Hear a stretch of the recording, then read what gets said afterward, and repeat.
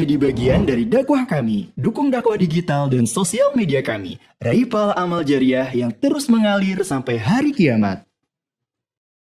Setelah berbulan-bulan sebelumnya kita terlalu sibuk dengan dunia, kebisingan dunia, hiruk-pikuknya dunia, berbagai macam persoalan dunia datang silih berganti, berbagai macam luka mungkin yang teman-teman rasain, atau berbagai macam hal-hal yang nggak mengenakan dalam hidup.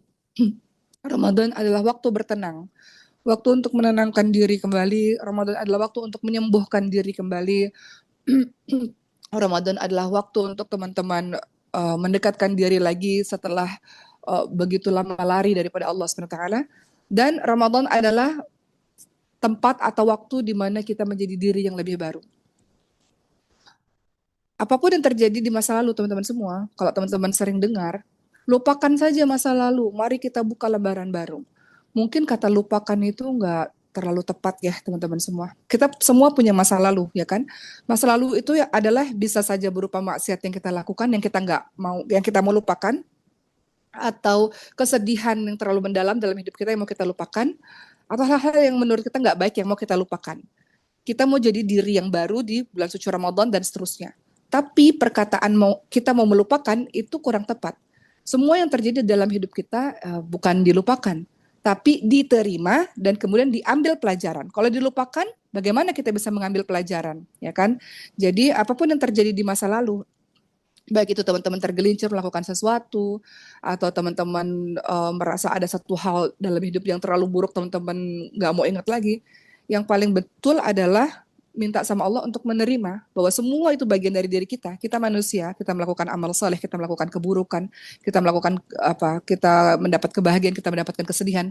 Semua keseluruhan diri kita itu kita terima. Dengan kita terima, akhirnya kita bisa mengambil pelajaran dalam kehidupan sehingga kita nggak mengulangi lagi yang menurut kita nggak baik itu, gitu. Atau kalaupun ada kepleset dalam kehidupan kita, kita mengambil pelajaran untuk kita lebih berhati-hati di kedepannya. Kalau kita lupakan, kita nggak bisa mengambil pelajaran. Itu mukadimah saja, pembukaan saja teman-teman semua. Hari ini Uma mau bahas mengenai iman yang tertipu. Apa maksudnya iman yang tertipu itu? Sebelumnya Uma mau bicara masalah iman dulu. Uma mau menganalogikan iman itu seperti pohon. Kok iman itu seperti pohon? Iya, iman itu kita ibaratkan dia seperti pohon. Sebelum kita bahas, pohon itu kan ada akar. Pohon itu ada buahnya, ya kan? Kemudian pohon itu ada batangnya. Nah, itu semua adalah bagian dari keimanan. Kita akan bahas itu. Membicarakan mengenai iman, kenapa sih kita harus membicarakan mengenai iman? Karena satu-satunya cara seseorang untuk bisa tentram dan tenang dalam kehidupan ini adalah dengan iman. Satu-satunya cara seseorang mendapatkan pahala di akhirat nanti adalah dengan iman. Jadi perkara iman ini adalah perkara yang harus terus-menerus dibicarakan. Iman itu bisa bertambah dan bisa berkurang. Makanya hari ini kita akan bahas mengenai iman, termasuk iman yang tertipu, merasa diri sudah beriman padahal jauh dari keimanan. Dalam surah Ar-Ra'd, atau teman-teman sering bilang Ar-Ra'du ya, Ar-Ra'd, dalam surah Ar-Ra'd ayat ke-28. Surah ke-13 ayat 28. Ar-Ra'd ayat ke-28. Allah Subhanahu wa taala berfirman, A'udzu billahi minasyaitonir rajim. Alladzina amanu wa tatma'innu qulubuhum bidzikrillah, ala bidzikrillah tatma'innul qulub. Allah Subhanahu wa taala berfirman dalam surah Ar-Ra'd atau Ar-Ra'd ayat ke-28, orang-orang yang beriman dan hati mereka menjadi tentram dengan mengingat Allah. Orang-orang yang beriman. Jadi kalau ada orang nanya, aku mau hidupnya tenang di dunia ini, gimana caranya? Ini jawabannya. Ar-Ra'd ayat 28. Orang-orang yang beriman dan hati mereka menjadi tentram dengan mengingat Allah. Ingatlah, hanya dengan mengingat Allah, hati menjadi tentram. Zikir. Yang sering teman-teman bilang zikir ya, zikir. Zikir itu apa sih? Zikir itu mengingat Allah. Mengingat Allah itu apa sih? Semua hal. Apakah mengingat Allah hanya lisan subhanallah alhamdulillah wala ilaha illallah allahu akbar la haula wala quwata illa billahil aliyil azim. Mengingat Allah semua hal. Baca Quran zikir enggak? Iya, kan mengingat Allah. Salat itu zikir enggak? Iya, kan mengingat Allah. Jadi segala sesuatu yang mengingat Allah akan membuat hati kita menjadi tenang, termasuk salah satunya puasa. Sebelum Uma bahas tentang banyak ayat ya, betapa dahsyatnya puasa teman-teman semua. Uma menemukan banyak sekali orang-orang saleh memilih untuk puasa yang terbaik tentu selain puasa Ramadan ya. Puasa Daud ya, hari ini puasa, besok enggak, hari ini puasa, besok enggak gitu. Beberapa orang yang mengalami kejadian berat dalam hidupnya, Uma lihat mereka memutuskan untuk puasa. Contoh, Uma punya seorang teman, beliau ditinggal pergi oleh sang istri yang meninggal dunia. Beliau memilih untuk menghabiskan sisa umurnya dengan berpuasa. Puasa Daud beliau pilihnya. Atau seseorang yang menghadapi ujian hidup yang terlalu berat dalam hidupnya. Beliau memilih untuk merasa ringan dalam hidup ini dengan puasa. Coba deh kalau teman-teman puasa, apa yang teman-teman rasakan? Teman-teman nggak memiliki ketertarikan terhadap dunia ini, ya kan, dengan puasa kan?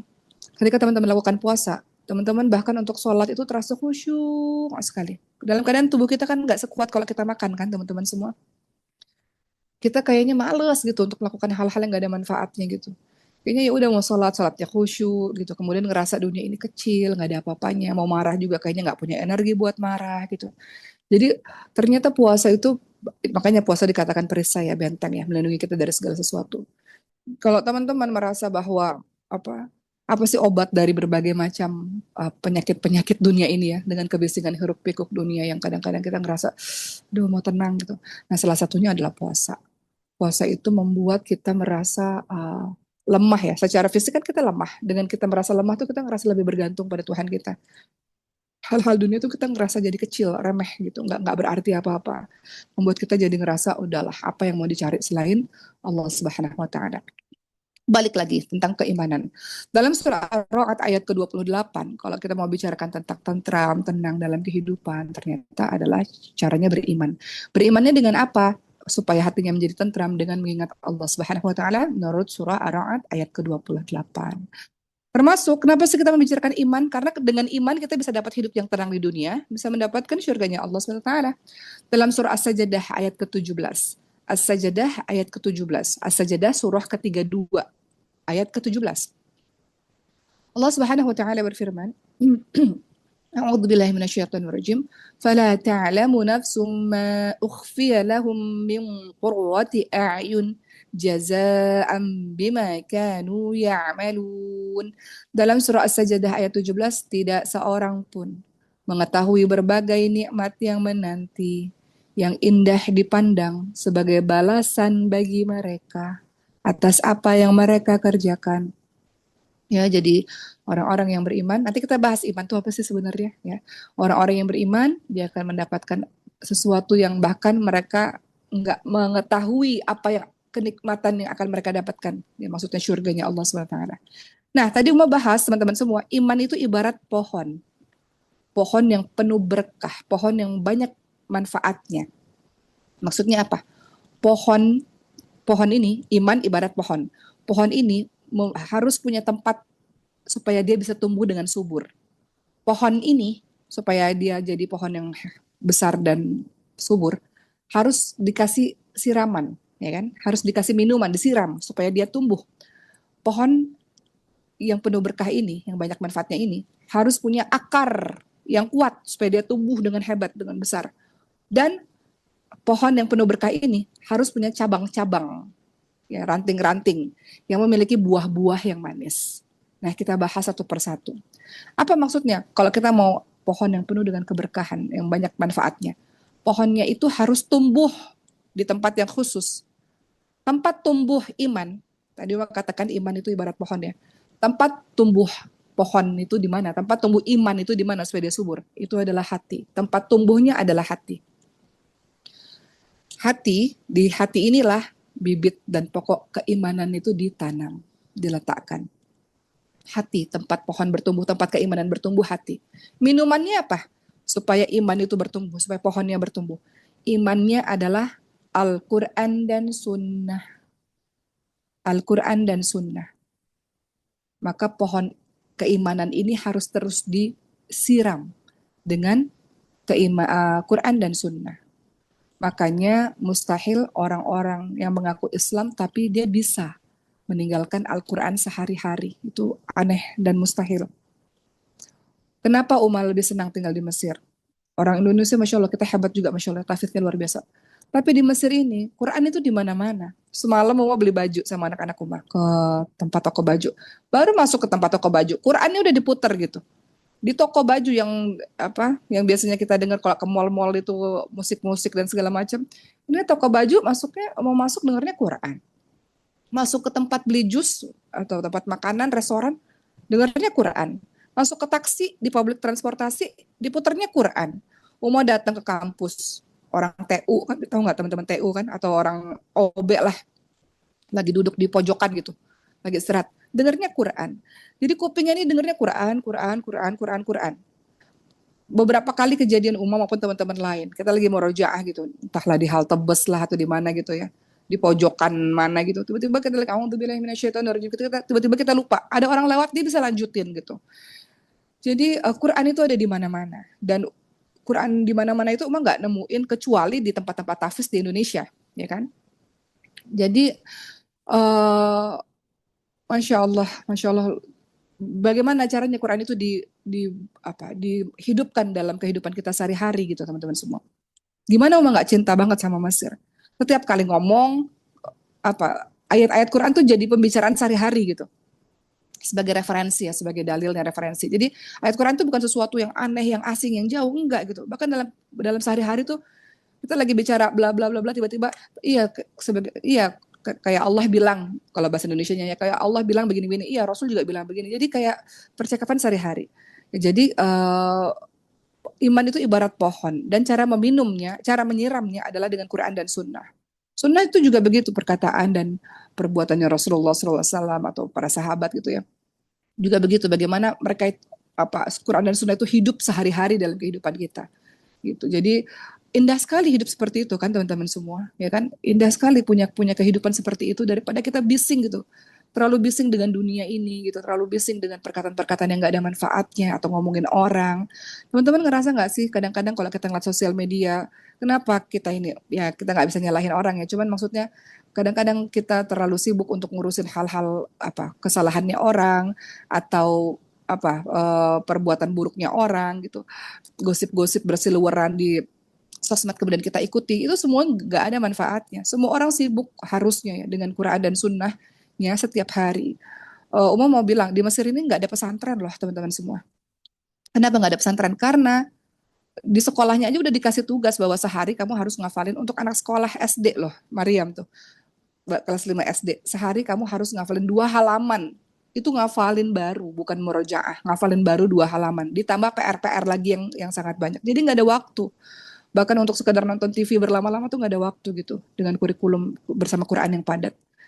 Jadi beberapa kali guru-guru nanya, kan kalau Uma cerita, mohon maaf ya, Uma cerita Mesir ya, karena kan Uma tinggal di Mesir, jadi Uma lebih paham tentang Mesir gitu. Di Azhar itu kan teman-teman semua pernah bilang bahwa di Azhar itu, Al-Azhar itu kuliahnya nggak cuma kuliah agama, ada loh kuliah kedokteran, kuliah pertanian, kemudian kuliah psikologi, kuliah penterjemahan, semua jurusan itu ada. Tapi bayangin teman-teman semua, mereka selesai 4 tahun S1 itu juga sudah selesai 30 juznya. Jadi semua orang-orang yang kuliah di Azhar itu, untuk anak-anak orang-orang Mesir ya, mereka itu udah juga selesai 30 juznya gitu. Jadi Quran itu sehari-hari. Nah, kembali lagi kepada keimanan yang mau kita bahas pada hari ini gitu. Jadi hafal Quran tuh bukan sesuatu yang aneh tuh, enggak gitu. Terlalu banyak orang di sini yang sudah selesai hafalan Qurannya gitu.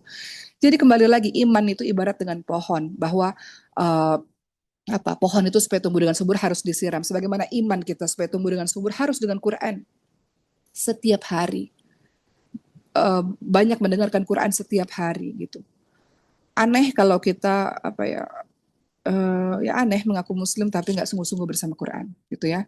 Berikutnya yang mau sampaikan, cuma tadi juga sampaikan membicarakan mengenai pohon yang hebat, yang besar, yang subur, yang penuh dengan kebaikan, keberkahan, kebermanfaatan. Maknanya adalah iman, punya akar yang kuat. Maka akar dari pohon keimanan itu adalah rukun iman yang 6. Akar kita nih, supaya iman kita tumbuh, kan kita sekarang mau ngebahas tentang beriman. Karena kita mau dapat ketenangan dunia, mau dapat surganya Allah. Nah, dia harus punya akar. Pohon keimanan itu punya akar. Akarnya apa? Iman. Rukun iman yang 6. Rukun iman itu apa? Pertama, beriman kepada Allah Subhanahu wa taala. Kita nih ngomongin iman. Kita nih kadang-kadang lupa untuk ngomongin iman. Iman kepada Allah Subhanahu wa taala. Ya, makanya kalau teman-teman lagi zikir, Kadang-kadang perlu waktu untuk zikir tuh meresap ke hati gitu. Kadang-kadang kalau teman-teman bilang la ilaha illallah, la ilaha illallah, la ilaha illallah, la ilaha illallah. Ada masa kita hanya lisan aja ya kalau kita lagi rame orang la ilaha illallah, la ilaha illallah. Oke. Tapi ada masa kita bertenang, berkhalwat, berdoa dengan Allah Subhanahu wa taala. Kadang teman-teman bilang la ilaha illallah aja, teman-teman bisa nangis loh.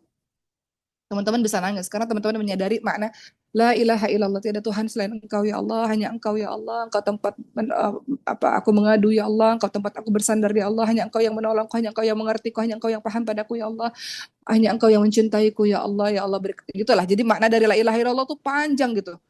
Sehingga membuat kita tuh ngerasa ya Allah cukup Allah Allah Allah Allah la ilaha illallah, tidak Tuhan selain Allah, aku nggak takut pada apapun selain Engkau wahai Allah, nggak perlu khawatir berlebihan terhadap apapun karena ada Engkau ya Allah, hanya Engkau ya Allah gitu.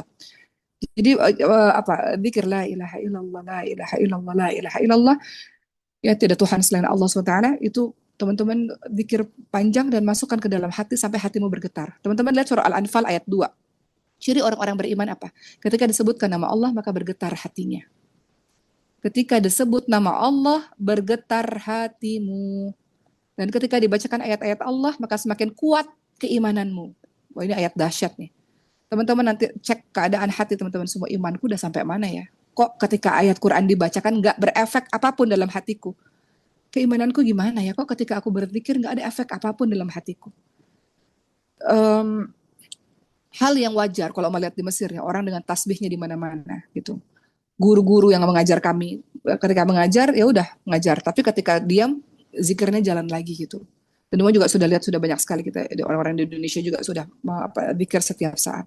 Orang yang zikir setiap saat tuh nggak banyak bicara teman-teman semua, nggak banyak bicara hal-hal yang nggak ada manfaatnya. Lebih banyak berzikir ketika dia bicara, sekali dia bicara penuh dengan manfaat gitu ya. Kembali lagi akar dari pohon keimanan adalah rukun iman yang keenam. Rukun iman yang 6 yaitu beriman kepada Allah SWT, beriman kepada malaikat, nggak perlu jelasin ya, beriman kepada kitab, beriman kepada Rasul dan hari akhir, serta beriman kepada takdirnya Allah, qada dan qadar. Qada dan qadar ini kadang-kadang kita susah. Kenapa beriman kepada qada dan qadar itu artinya apa? Beriman kepada takdir, artinya menerima semua yang Allah takdirkan pada kita, kita terima. Kenyataannya dalam kehidupan kita, Uma sering banget mengulang-ulang ini. Kenyataannya dalam hidup kita, kalau ada kejadian yang terlalu berat, kemudian kita nggak mau terima takdir itu. Kita marah sama Allah, kita nyalahin keadaan, kita marah. Kenapa ya Allah kau berikan aku takdir seperti ini, ya kan? Padahal kita sudah memahami rukun iman yang 6. Ada 6 rukun iman. Salah satunya iman kepada qada dan qadar, iman kepada takdir. Nerima apapun yang Allah berikan, aku terima. Ya Allah, mau diuji dengan apapun. Diuji dengan kematian, kah sakit, kah kehilangan, kah kekurangan, kah apapun, kekecewaan, kah apapun. Maka kalau mengatakan beriman kepada qada dan qadar, aku terima ya Allah, aku ridha. Ridha itu kan terima ya, nerima ya Allah. Nah, itu adalah iman kepada qada dan qadar. Dan yang paling tinggi adalah iman kepada Allah SWT. Jadi inti dari semua ini adalah akarnya ya. Jadi inti dari semua akan pohon keimanan ini adalah akarnya. Kalau akarnya kokoh, imannya kokoh, maka dia bisa tumbuh dengan kokoh. Nah, kalau begitu apa cabang-cabang pohon keimanan? Cabang-cabangnya apa? Cabang kan ranting-rantingnya apa? Cabang-cabangnya amal-amal salih. Keimanan itu ibarat pohon, dia punya cabang-cabang. Cabang-cabangnya apa? Amal-amal salih. Amal-amal salih apa? Apa aja? Sholat, puasa, zakat, haji, bakti sama orang tua, sedekah, berbuat baik sama orang, itu semuanya adalah cabang-cabang keimanan. Pohonnya, buahnya apa? Buah dari keimanan itu, buah dari pohon keimanan itu. Buahnya adalah semua kebaikan dan kebahagiaan yang engkau akan rasakan di dunia dan akhirat. Hasilnya kan, buahnya kan, adalah semua kebaikan dan kebahagiaan yang dirasakan oleh seorang mukmin di dunia dan di akhirat. Jadi, kalau mau mendapatkan kebaikan, ketenangan, kebahagiaan dalam hidup, maka caranya adalah akarnya dikuatin dulu, cabang-cabangnya juga, ya. Kalau akarnya kuat, cabang-cabangnya akan kuat, ya. Cabang-cabangnya tadi amal-amal soleh, maka buahnya adalah engkau akan mendapatkan kebahagiaan itu. Maka Uma mau cerita lagi sedikit sebelum kita lanjutin dalil-dalilnya ya. Kemarin baru saja pengungsi Palestina ini kan banyak di Mesir, ya kan? Dan kami di Mesir ini menjadi perantara untuk memberikan bantuan dari teman-teman di Indonesia, ya kan. Nah, kemarin Uma datang ke satu tempat. Sebelumnya Uma datang ke satu tempat yang memang memang khusus anak-anak yang tangannya udah nggak ada, kakinya udah nggak ada gitu. Nah, kemarin tuh Uma datang ke 300 anak-anak bersama ibu-ibu mereka, karena kan ayah mereka rata-rata syahid. Memang ayah mereka masih di Gaza. Jadi evakuasi itu didahulukan anak dan ibu. Jadi banyak ayah-ayah yang udah nggak ada syahid gitu. Uh, Terus Uma tanya, ini anak-anak ini di Mesir ini gimana gitu. Terus beberapa volunteers mengatakan, banyak banget orang-orang baik Uma. Jadi orang-orang Mesir ini mereka memberikan rumahnya sebagai tempat tinggal bagi para pengungsi Palestina ini. Jadi Uma bilang, ini satu gedung nih punya siapa? Punya orang Mesir. Tapi orang Mesir memberikannya untuk orang-orang Palestina. Seketika Uma ngerasa iri gitu. Ya Allah, aku nggak bisa berbuat apa-apa gitu. Aku cuma datang, cuma buat mereka senyum, nggak memberikan sesuatu yang nyata gitu. Karena Uma belum punya duit juga ya untuk bisa kasih satu gedung gitu untuk orang lain gitu. Jadi kayak ngerasa oh iri banget gitu. Maksudnya orang-orang Mesir tuh Masya Allah. Kemudian yang kedua, ini anak-anak ini ratusan anak-anak ini sekolahnya gimana Uma tanya. Oh karena mereka nggak punya dokumen kata volunteer kan. Sehingga mereka nggak bisa sekolah formal di Mesir. Tapi banyak sekali volunteer kayak bapak ini nih kata mereka. Oke, jadi jadi mereka jadi orang Palestina jadi volunteer juga kita bantuin dari negara-negara lain untuk memberikan pendidikan pada anak-anak karena anak-anak nggak sekolah, anak-anak Palestina ini nggak sekolah, jadi mereka sekolah di sekolah alternatif. Jadi gedung itu yang sudah diberikan oleh para muhsinin ini digunakan menjadi sekolah alternatif oleh teman-teman yang lain. Jadi Uma ngerasa kayak terus kita datang memberikan bantuan, Uma ngerasa kayak wah indah banget ya Masya Allah, orang saling tolong menolong, yang punya uang banyak ngasih rumah, yang punya ilmu ngasih ilmu, kita yang punya tenaga sebagai volunteer memberikan menyalurkan bantuan. Wah indah banget kalau semuanya bersatu dengan amal-amal soleh seperti ini gitu. Jadi indahnya ukhuwah Islamnya itu ya, kalau kita bersatu semua kita saling punya kekuatan untuk saling bantu satu persatu gitu. Atau Maskal Hufaz lah, nggak usah jauh-jauh. Ada orang yang punya duit bangunin Maskal Hufaz, ada orang yang punya ilmu jadi guru gitu memberikan ilmunya di Maskal Hufaz, macam-macam. Jadi kita bisa kalau kita saling bersatu padu. Jadi itu kan adalah cabang-cabang keimanan ya, dengan amal-amal soleh yang harapannya akan menghasilkan buah. Teman-teman lihat dalam surah An-Nahl ayat ke-97. Surah An-Nahl ayat 97. Allah Subhanahu wa taala berfirman, A'udzubillahi minasyaitonir rajim. Man 'amila shalihan min dzakarin aw untha wa huwa mu'minun falanuhyiyannahu hayatan thayyibah falanajziyannahum ajrahum bi ahsani ma kanu ya'malun. Allah Subhanahu wa taala berfirman dalam surah An-Nahl 97, barang siapa yang mengerjakan amal saleh baik laki-laki maupun perempuan dalam keadaan beriman, maka sesungguhnya Allah akan memberikan kehidupan yang baik. Jadi nggak usah takut. Orang baik itu akan diberikan balasan yang baik oleh Allah SWT. Dan sesungguhnya akan kami berikan balasan kepada mereka dengan pahala yang lebih baik dari apa yang mereka kerjakan. Jadi kalau mau menantikan pertolongannya Allah, cara menantikan pertolongannya Allah adalah dengan menjadi orang baik. Jangan kira kita jadi orang baik itu kita baiknya sama orang. Enggak, kita lagi baik sama diri kita sendiri loh. Teman-teman nih ya, lakukan sebuah kebaikan gitu. Terus orang lain nggak balas, nggak ada masalah. Nggak ada masalah.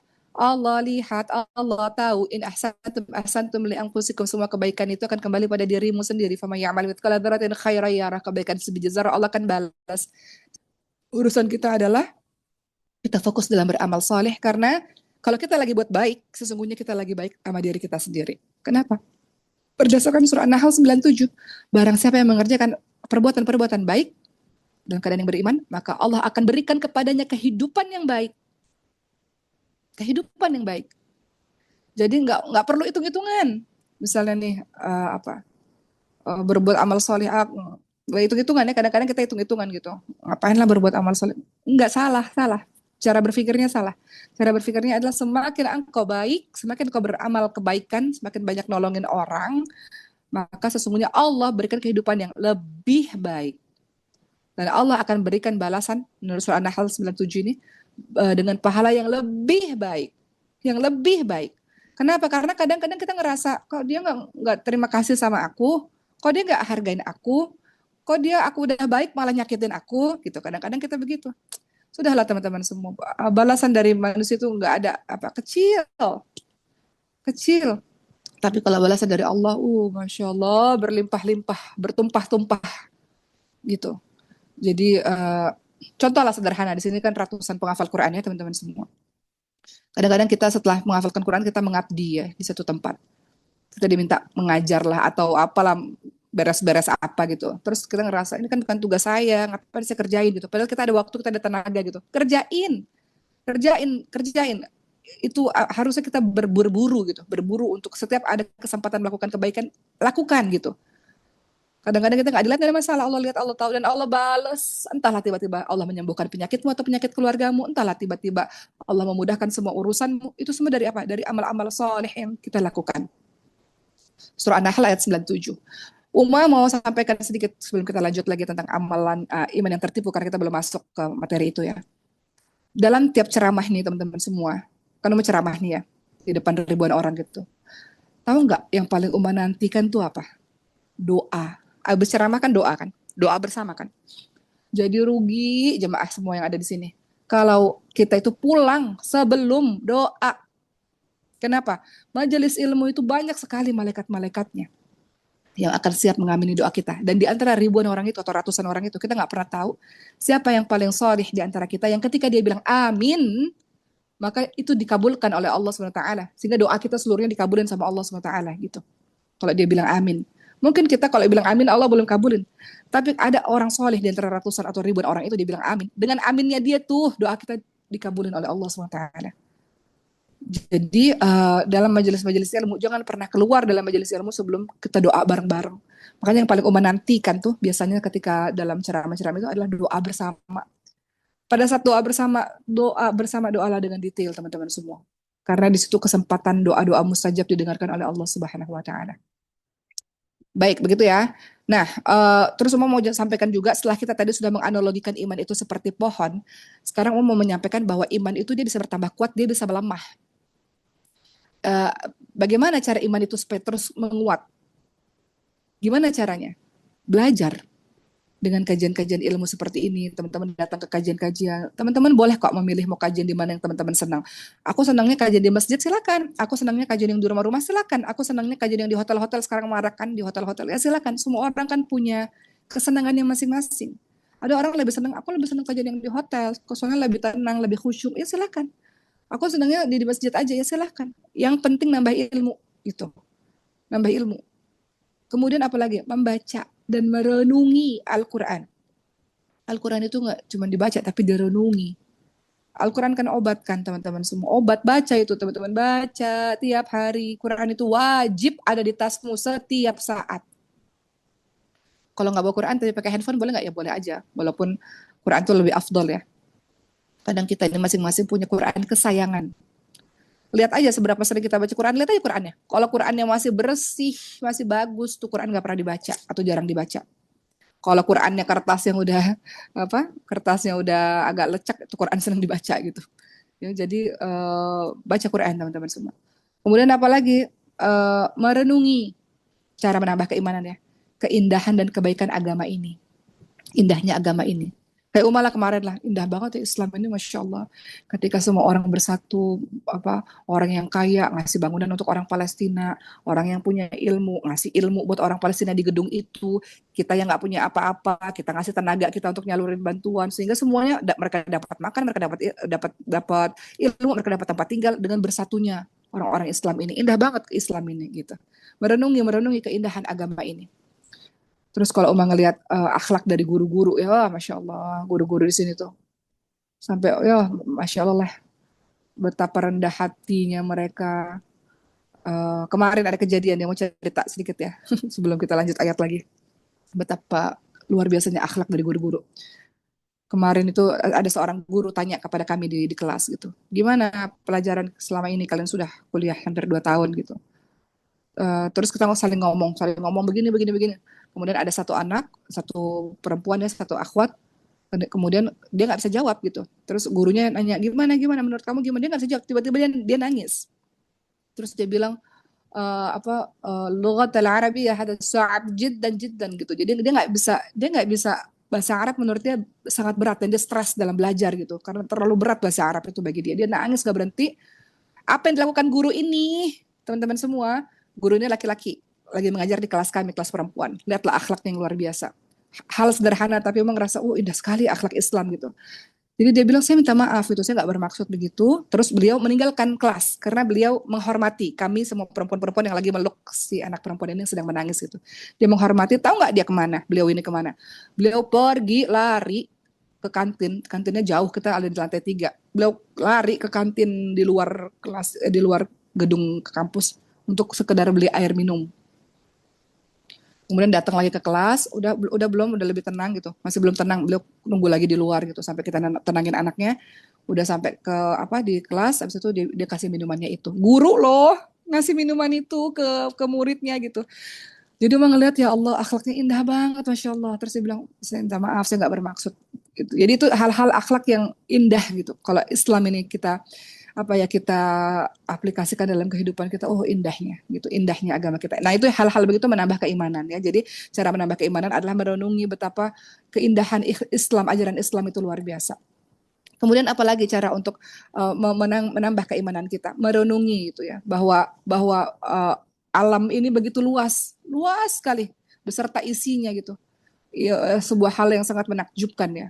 Dalam surah Ali Imran ayat ke-191, coba lihat, Rabbana ma khalaqta hadza batila subhanaka faqina adzabannar. Ya Rabb kami, tidaklah engkau menciptakan ini dengan sia-sia, maha suci engkau, maka peliharalah kami dari siksa neraka. Allah menciptakan segala sesuatu teman-teman semua. Umat takjub kan. Kemarin tuh Umat pergi ke UK kan, ke Inggris, terus ke Malaysia, ke Singapura, keliling-keliling gitu. Umat takjub masya Allah gitu. Bagaimana wah luar biasa lah kalau kita merenungi alam ini. Semakin banyak kita bersafar, semakin kita lihat bagaimana maha besar Allah dan bagaimana kerdilnya diri kita gitu. Itu ya teman-teman semua. Termasuk iman itu juga bisa bertambah dan iman itu bisa bertumbuh dengan keseriusan dalam mentaati Allah Subhanahu wa taala. Dengan keseriusan dalam mentaati Allah. Teman-teman lihat dalam surah Al-Ankabut ayat 69. Al-Ankabut ayat 69. Dan orang-orang yang berjihad untuk mencari ridha Allah, berjihad itu berjuang di jalan Allah. Teman-teman yang lagi menuntut ilmu, teman-teman lagi berjuang di jalan Allah. Orang-orang yang lagi berjuang untuk mencari keridhaan Allah, Allah akan benar-benar menunjukkan kepada mereka jalan-jalannya. Dan sesungguhnya Allah benar-benar beserta dengan orang-orang yang berbuat baik. Ya, jadi menambah keimanan adalah terus-menerus melaksanakan berbagai macam perintahnya dengan kesungguhan. Maka dalam surah Al-Ankabut 69, orang yang bersungguh-sungguh, teman-teman kan ngafalin Quran bersungguh-sungguh ya kan. Kalau nggak bersungguh-sungguh nggak mungkin bisa ngafal itu. Menuntut ilmu bersungguh-sungguh. Teman-teman melakukan berbagai macam amal soleh bersungguh-sungguh. Siapapun yang berjuang di jalan Allah dengan bersungguh-sungguh untuk mencari keridhaan kami, kata Al-Ankabut dalam surah ke-69. Anak ini udah bangun ini sebentar ya nak ya, lagi belum selesai ceramahnya, tada dulu. Dan sesungguhnya Allah benar-benar bersama dengan orang-orang yang berbuat baik.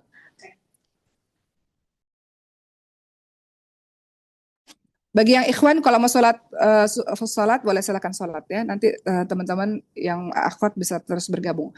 Jadi di sini kita bisa lihat iman itu bertambah, tapi iman juga bisa berkurang. Apa yang buat iman berkurang? Yang buat iman berkurang adalah kebodohan atau ketidaktahuan tentang agama Allah ini. Makanya belajar. Tadi Uma bilang, di Azhar itu mereka belajar bisnis tapi belajar agama. Mereka belajar juga tafsir, mereka belajar juga hadis, mereka juga belajar fikih ya bahasa Indonesianya, atau mereka belajar yang lain-lain juga. Sama, kita juga begitu. Kita ini kadang, kita ini orang ekonomi, atau kita ini orang apalah, kedokteran lah, kesehatan, yang lain-lain. Tapi sebagai seorang umat Islam, wajib untuk belajar tentang agama ini. Ya. Kemudian di antara iman ini turun adalah dengan melakukan perbuatan dosa dan maksiat terus-menerus. Melakukan perbuatan dosa dan maksiat terus-menerus sampai hari ini. Dosa dan maksiat menggelisahkan hati, dosa dan maksiat menyedihkan hati, dosa maksiat membuat kita jauh daripada zat yang paling mencintai kita. Dan juga yang melemahkan keimanan adalah memperturutkan hawa nafsu, yang senantiasa membuat kita menuju ke perbuatan-perbuatan yang buruk, hawa nafsu. Makanya cara untuk meredam hawa nafsu adalah dengan berpuasa, gitu. Menasihat di rumah sendiri ya, adalah dengan berpuasa. Apalagi kemudian iman itu bisa turun karena sering bergaul sama para pelaku dosa. Para pelaku dosa kalau lagi ngumpul nih, udahlah, semua orang juga buat kayak gitu, santai aja. Udahlah, saling ngomongin orang misalnya, menganggap remeh perbuatan dosa sehingga kita ngerasa perbuatan dosa itu remeh-temeh.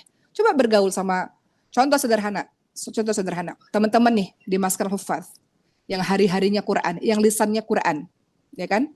Teman-teman takut loh ngomongin orang, takut banget, takut banget. Kenapa? Karena teman-teman hari-harinya Quran.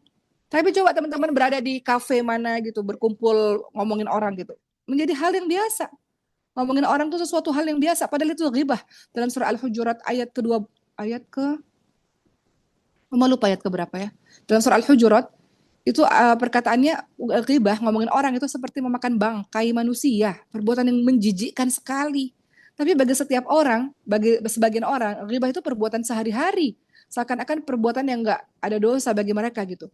Tapi orang yang baca Quran, belajar Quran, yang ngafalin Quran, tahu ghibah ngomongin orang di belakang itu seperti makan bangkai saudara sendiri. Teman-teman ini kan sekarang lagi viral Epstein, apa kasus-kasus Epstein itu, kalau teman-teman lihat video-videonya. Itu ada video di mana nggak tahu ya mereka makan daging manusia atau apa. Terus kita ngerasa jijik. Gitu. Kayak begitu orang yang ghibah tuh kayak gitu, orang yang ngomongin orang tuh begitu. Coba lihat betapa banyak orang yang merasa ngomongin orang di belakang hal yang biasa. Maka salah satu membuat keimanan menjadi lemah adalah bergaul sama orang-orang fasik, orang-orang pelaku dosa. Orang-orang yang menganggap perbuatan itu hal yang biasa. Nah, jadi jangan menjadi orang-orang. Al-Hujurat ayat 12:6. Ya ayyuhalladzina amanu jtanibu katsiran minadh-dhanni inna ba'dadh-dhanni itsm wa la tajassasu wa la yaghtab ba'dukum ba'dha yuhibbu ahadukum ay ya'kula lahma akhihi kama yatafakarihtum. Al-Hujurat ayat 12. Wahai orang Ya ayyuhalladzina amanu, wahai orang-orang yang beriman, jauhilah kebanyakan dari prasangka karena sebagian dari prasangka adalah dosa.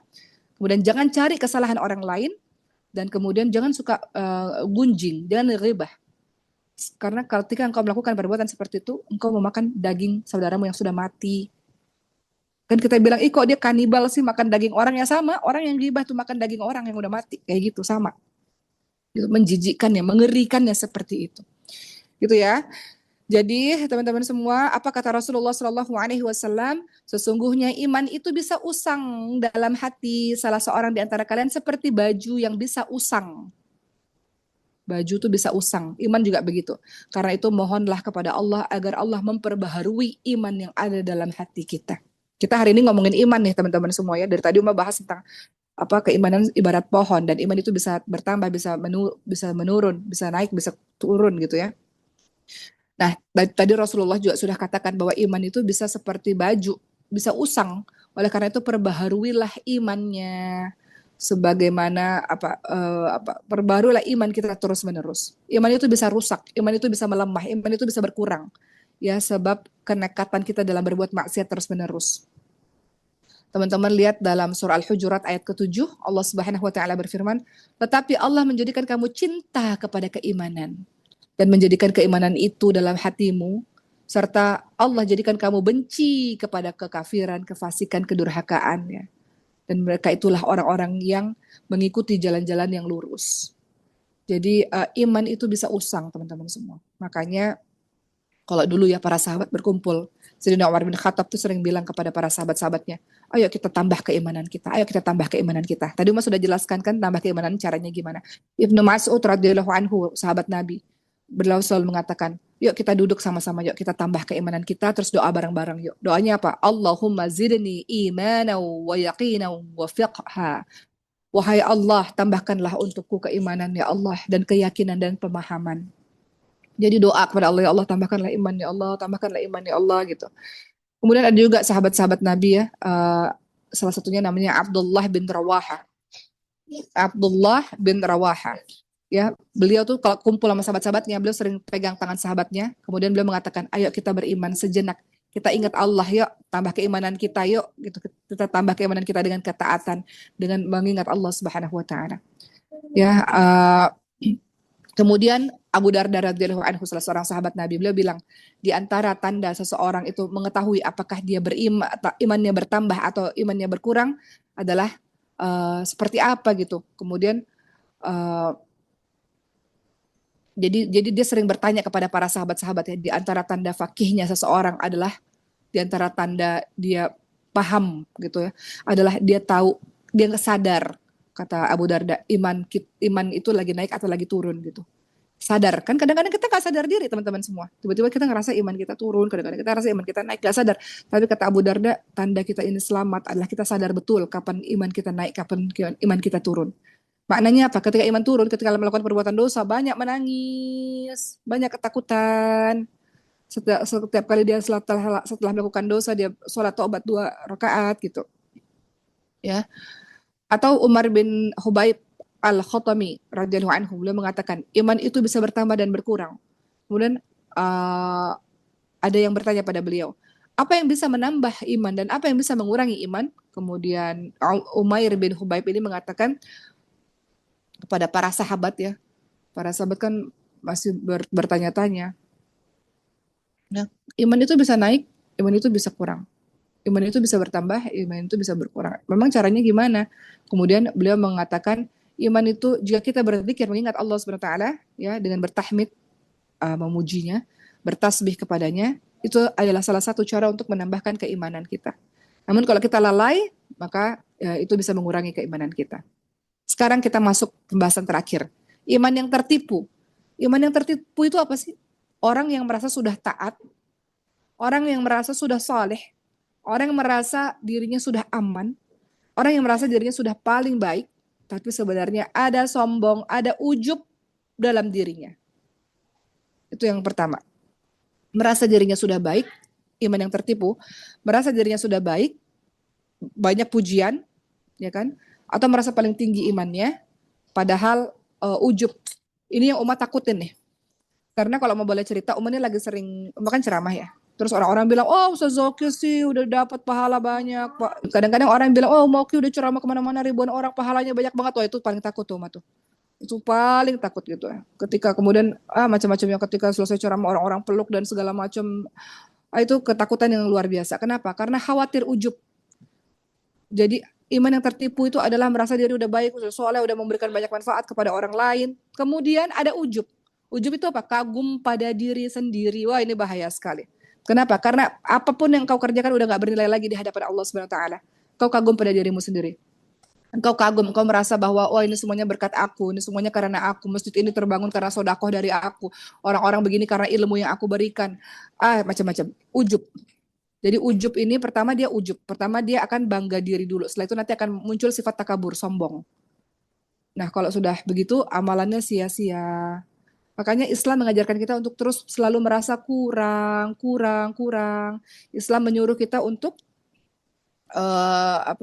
terus merasa kurang, terus memperbaiki diri, terus bermuhasabah, nggak merendahkan orang lain, ya. Seperti itu teman-teman semua. Kadang-kadang kita ngerasa kita udah hafal Quran, kita sudah hafal Quran gitu. Aku sudah jadi penghafal Quran gitu. Terus kita ngeliat orang-orang yang baru belajar gitu, ya Allah bacanya masih terbata-bata banget sih gitu. Ada sombong, ada ujub dalam diri kita gitu ya. Nah, ada poin-poin penting mengenai bahayanya kita merasa diri kita baik atau saleh. Karena akan datangnya sifat ujub dan sombong. Sifat ujub dan sombong. Kita merasa lebih mulia, lebih hebat dibandingkan dengan yang lain. Umar sering cerita loh kisah antara ahli ibadah sama penzina. Mereka berpapasan ketika berjalan. Kemudian si ahli ibadah ini memalingkan wajahnya. Nggak sudi aku ngelihat orang bermaksiat kayak gitu. Ahli maksiat juga nggak mau ngelihat karena ya Allah aku merasa malu rendah di hadapan orang ahli ibadah, nggak bisa aku ya Allah gitu. Allah marah kepada orang ahli ibadah ini yang sombong. Engkau merasa dirimu sudah berilmu, sudah ibadahnya banyak, kemudian engkau nggak sudi untuk hanya sekedar melihat aja, engkau nggak mau gitu, nggak mau melihat gitu. Dia pemaksiat, nggak boleh. Orang kita anggap rendah gitu. Allah murka sama orang yang mengaku soleh tapi sombongnya luar biasa. Dan Allah merahmati orang yang pendosa ini dan dia merasa rendah gitu. Aku rendah sekali di hadapan orang soleh ini ya Allah gitu.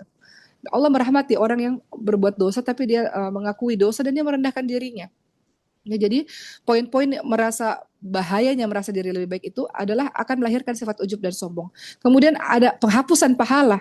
Ujub itu menggerogoti, ujub bangga pada diri sendiri, itu menggerogoti keikhlasan dan menghilangkan pahala. Jadi umat takut banget tuh teman-teman semua. Mau ceramah di mana-mana terus orang-orang bilang, oh Masya Allah Ustaz Zoki. Itu umat takut banget. Kenapa? Kalau ada ujub di sini, itu hilang semua pahala yang sudah kita lakukan. Maka sikap yang seharusnya gimana? Seorang muslim harus selalu merasa penuh kekurangan. Harus selalu merasa takut amalnya itu nggak diterima. Harus selalu merasa memandang orang lain itu lebih baik dibandingkan dengan dirinya. Maka ada tips menghindari ujub bangga diri dari Imam Ghazali. Tipsnya apa? Ini penting banget, ini bagus banget. Teman-teman catat ini penting banget. Tips menghindari ujub, menghindari bangga diri dari Imam Ghazali. Apa tipsnya? Yang pertama, jangan pernah meremehkan anak kecil. Kenapa? Karena anak kecil belum pernah bermaksiat. Engkau bermaksiat, anak kecil belum bermaksiat. Jadi tips untuk menghindari bangga diri, pertama, jangan meremehkan anak kecil. Kenapa? Anak kecil belum pernah bermaksiat. Kita bermaksiat, anak kecil belum pernah bermaksiat. Kedua, jangan menyepelekan orang tua. Orang tua lebih banyak, lebih dulu ibadahnya dibandingkan dengan kita. Ya kan? Lebih dulu. Lahirnya lebih dulu, ya ibadahnya lebih dulu. Lebih banyak dan lebih dulu ibadahnya dibandingkan dengan diri kita. Kemudian hormati orang-orang yang berilmu. Kenapa? Mereka tahu apa-apa yang kita tidak tahu. Kemudian tips menghindari ujub yang berikutnya dari Imam Ghazali, maklumi orang-orang yang bodoh. Kenapa itu? Karena mereka berbuat salah karena kebodohannya.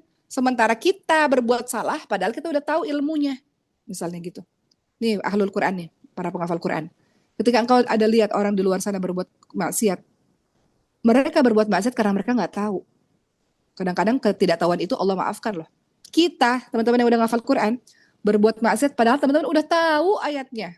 Apalagi, ngerasa, aduh kadang-kadang itu kalau ceramah tuh minta ampun gitu pada Allah. Kan kasih ayat ke orang gitu ya. Tahu ayatnya. Sebagai manusia biasa kadang-kadang tuh juga langgar ayat-ayat itu gitu. Jadi kadang-kadang ngerasa ya Allah gitu. Aku ini ya Allah gitu. Ya, aku ini ya Allah. Makanya selalu minta petunjuk dari Allah ya teman-teman semua ya. Kadang-kadang kita ini kan diuji dengan apa yang kita katakan gitu. Jadi kembali lagi tips menghindari ujub dari Imam Ghazali, maklumi orang yang bodoh. Mereka berbuat maksiat karena kebodohan, sementara kita berbuat maksiat karena ilmu gitu. Kelima, hormati orang lain. Hormati orang lain, siapapun dia, karena kita nggak pernah tahu akhir hidupnya. Yang kita lihat hidupnya, buruk banget, tiba-tiba dia matinya husnul khatimah, mati dalam keadaan baik. Teman-teman ngerasa saya yang udah belajar Quran, saya yang udah baik, tiba-tiba kita matinya su'ul khatimah, mati dalam keadaan buruk. Gitu. Jadi itu 5 tips untuk menghindari ujub dalam diri kita menurut Imam Ghazali. Ya, kita masih bahas tentang amalan iman yang tertipu ya. Iman yang tertipu itu adalah yang nomor 1 adalah tadi mau bilang apa? Merasa diri udah cukup baik, merasa diri sudah beramal soleh, padahal dia ujub, padahal dia sombong, padahal nggak bernilai di hadapan Allah SWT. Terus Umat tadi bahas tentang tips menghindari ujub dari Imam Ghazali. Kemudian teman-teman semua, tipuan iman yang tertipu, tipuan yang kedua adalah terjebak mengerjakan amalan-amalan sunnah dan melalaikan kewajiban. Contohnya kita sholat tahajud tapi nggak sholat subuh. Sholat subuhnya kesiangan misalnya. Kita sedekahnya banyak tapi hutangnya nggak dibayar. Hutang kan wajib, sedekah kan sunnah. Ya kan? Jadi yang wajib-wajib ini justru nggak dikerjain, yang sunnah-sunnahnya justru semangat sekali. Gitu. Nah ini disebut sebagai iman yang tertipu teman-teman semua ya. Skala prioritas itu harus wajib dulu baru sunnah. Kemudian berikutnya apa lagi? Berikutnya adalah iman yang tertipu itu, ini mau bahas mengenai sebentar ya. Tadi udah 2 ya iman yang tertipu ya. Mengenai tentang diri yang ujub dan kemudian dia mengutamakan amalan-amalan sunnah dibandingkan dengan amalan-amalan wajibnya. Kemudian iman yang tertipu juga kita pakai Imam Al-Ghazali lagi. Ya, dalam kitabnya Menyingkap Tabir Penipuan pada Semua Makhluk ya. Ada beberapa iman yang tertipu berikutnya. Yang ketiga, tertipu dengan amal-amal soleh tanpa keikhlasan. Tanpa ikhlas. Tanpa ikhlas. Dia sedekah itu bukan karena Allah, dia sedekah untuk mencari perhatian manusia, nggak ikhlas. Nggak ada gunanya itu ya. Ikhlas itu apa sih ciri-cirinya? Lawan ikhlas kan riya ya. Ikhlas itu adalah ada orang, nggak ada orang, perbuatan baiknya tetap sama. Dilihat orang, nggak dilihat orang, perbuatan baiknya tetap sama. Karena yang dia cari ridhonya Allah Subhanahu Wa Taala. Ikhlas. Minta sama Allah ikhlas. Mau ada orang kayak nggak ada orang kayak sama aja.